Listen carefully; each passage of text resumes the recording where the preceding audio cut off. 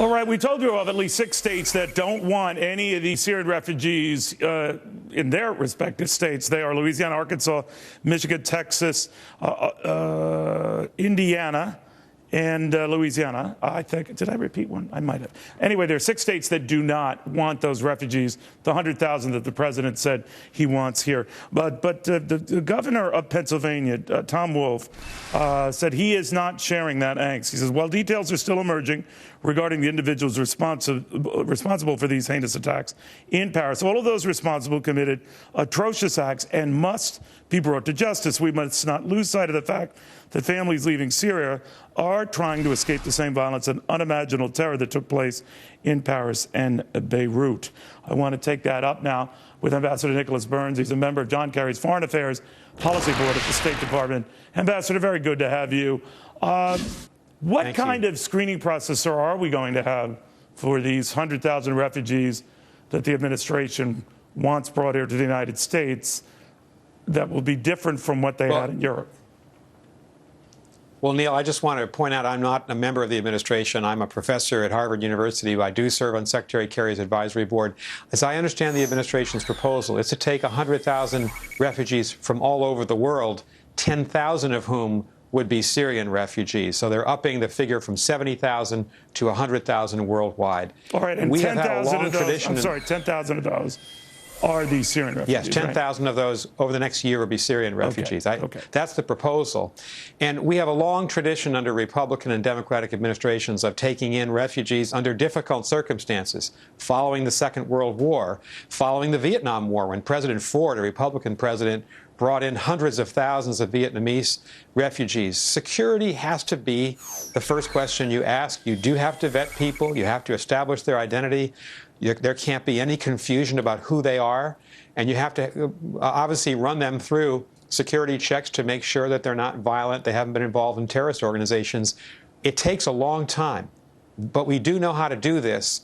And the tradition in our country under all administrations, both parties, is we keep the doors of this country open to refugees who need to come here to start a new life because they fear persecution. And I think we should approach this in that calm manner. All right. You say we do know how to do this. In Europe, they obviously didn't to perfection because one, maybe two of these terrorists got through that screening.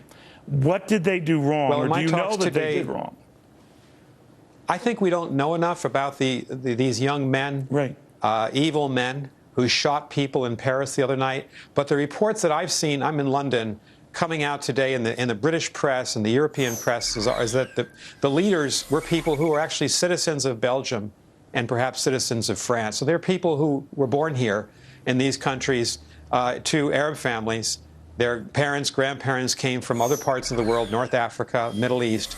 And as you know, there's a very large immigrant Arab population in most of the European cities. So this is a real security problem for the Europeans. And as you also know, the Belgian police conducted raids this morning on suspected sites where terrorists were living. No doubt, but I mentioned it because this one Bakalasudi, I hope I'm pronouncing his name correctly, Ambassador, did have a Greece-stamped Syrian-issued passport. In other words, entering from Syria through Greece. That was at the same time that Greece was allowing in some refugees. Now, you're quite right to say we don't want to jump to conclusions, but can you blame these various state governors? The 6 of them who are out there are saying the better part of valor might be to go slow and say no. And do you think that we have to pause here, even if it means pausing on these 10,000 for a significant amount of time? Well, I think that that report of a possible Syrian who went through Greece as a refugee, that may actually be wrong. Many of the European press outlets are saying that it might be a hoax. So we don't know for sure yet, right. But that report has been cast in doubt.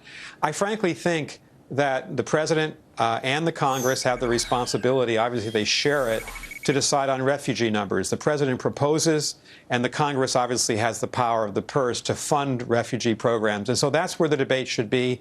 I frankly don't think it should be, with all due respect, in state capitals, not in my state capital or any other state capital. This has always been the preserve of the federal government.